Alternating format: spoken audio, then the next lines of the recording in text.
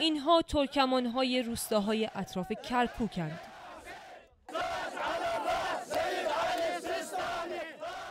در پیروی از فتوای مرجع تقلیدشان سلاح به دست گرفتند. از روزی که روستای همجوار به دست داعش افتاده آرام و قرار ندارند. لا اله الا الله. داعش چند تا از جسدهای کسانی را هم که در ده همسایه کشته شده اند به اینجا تحویل داده. داغ خویشاوند و داغ جسدهایی که هنوز سرگردان در کمی آن طرفتر مانده اند درد را دوچندان کرده. ترکمانان اینجا بازمانده سپاه قزلباش صفوی اند. اما دست تاریخ آنها را بارها هدف حملات سنی‌های افراطی کرده و امروز داعش.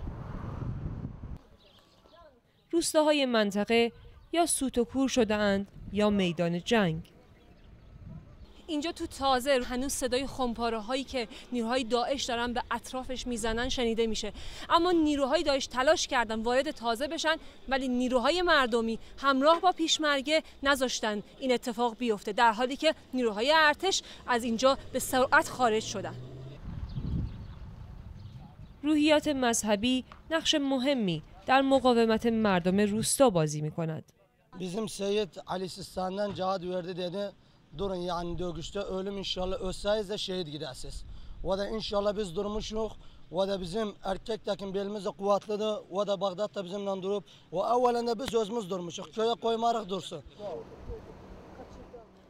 حالا تنها مردها در ده ماندند و زنها و بچه‌ها به شهر پناه میبرند.